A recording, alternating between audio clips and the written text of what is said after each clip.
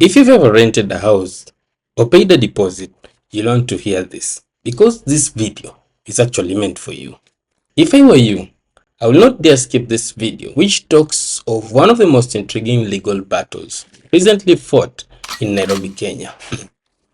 Have you ever heard of a landlord refusing to return your deposit? Well, this case is about that.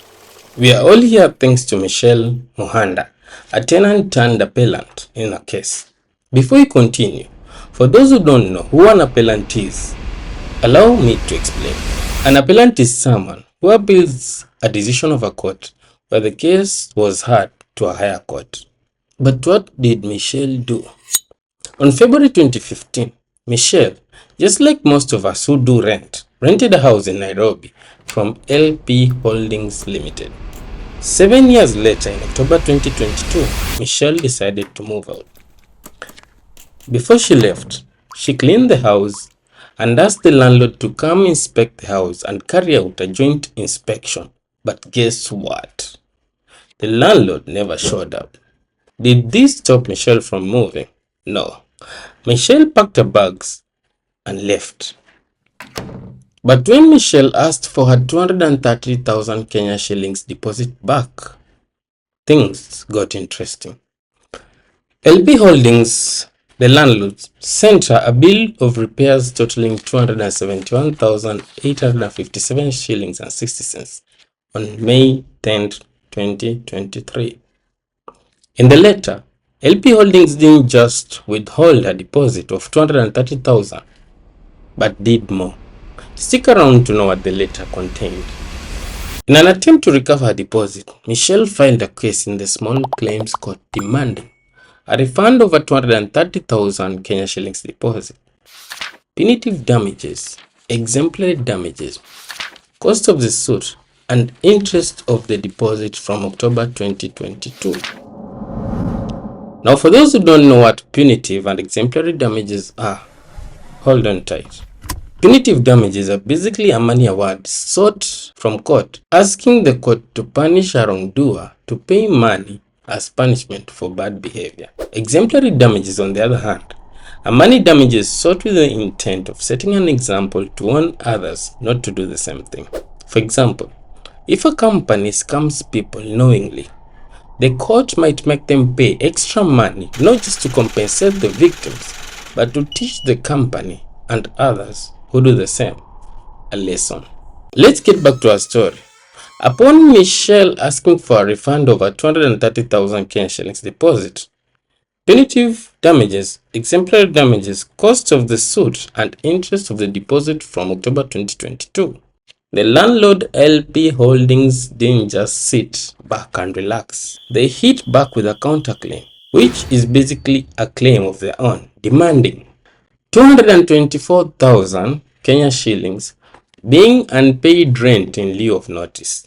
LP Holdings Limited wanted Michelle to pay them the sum of 224,000 for failing to give them a notice before leaving their property.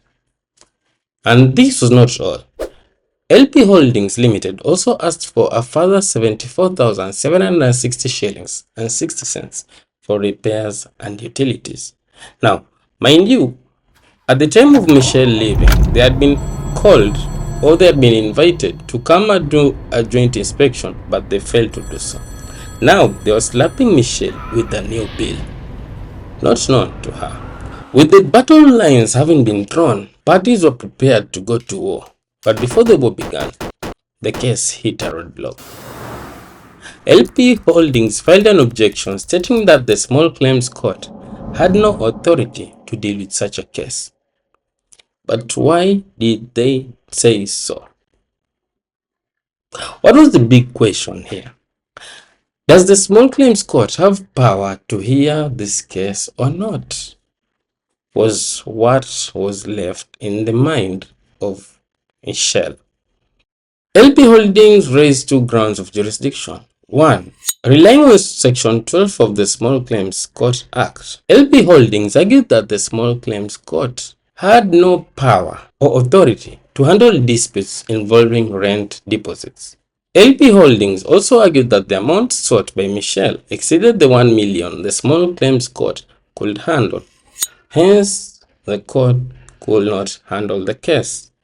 Now, this raised serious issues on what this court could entertain as disputes and what it could not. Just like that, LP Holdings wanted Michelle's case thrown out. Now, did this happen? Yes, it did. Michelle was hit with the first blow.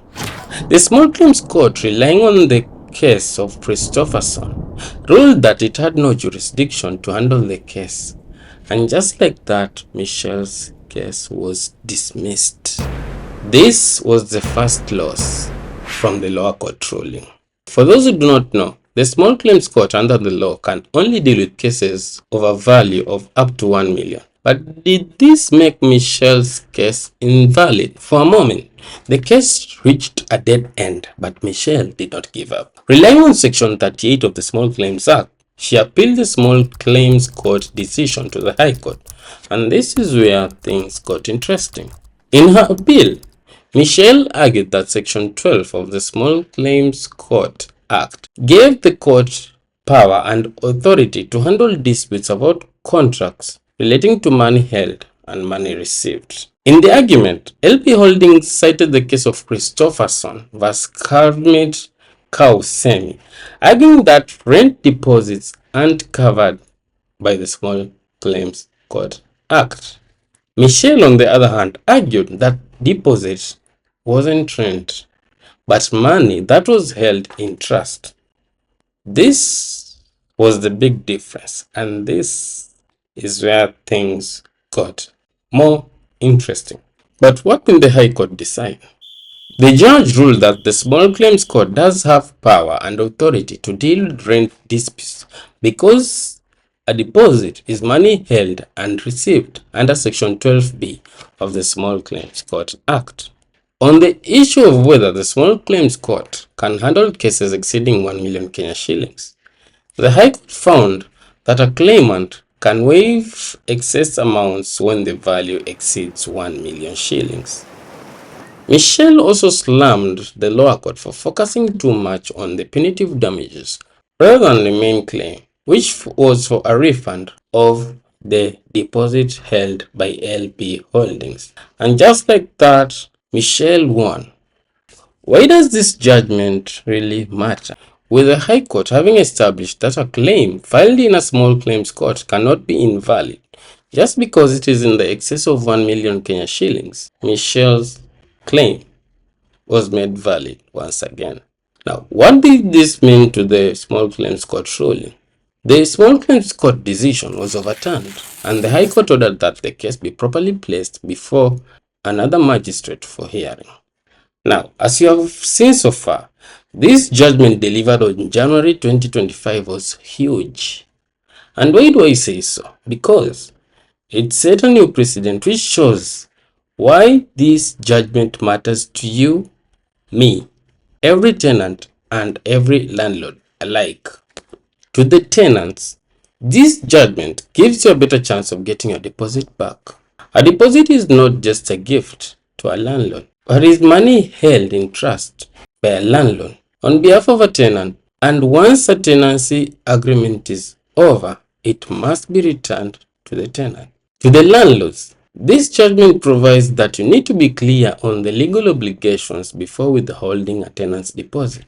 You cannot just wake up in the morning, make up repair costs, and keep tenants' money without any justification. To those in business, this case highlights the importance of knowing how courts handle money disputes. Now, this judgment has laid down a huge statement in Kenya, showing that the law exists to protect everyone, not just the big companies, not just the powerful, but also the ordinary person. Think about it. Just how many people have lost their security deposits simply because they didn't fight back? Think about it. How many landlords have taken advantage of tenants, knowing that legal battles are expensive? Well, not anymore. This case serves as a warning to unscrupulous landlords and a wake-up call to tenants. A case filed in a small claims court only takes about 60 days to be determined, and it does not cost so much. So, it's time that you knew your rights and fought for them. Filing a case in a small claims court is not as technical as filing a case in the normal magistrate's court or the high court. It's something which can easily be done at an affordable cost.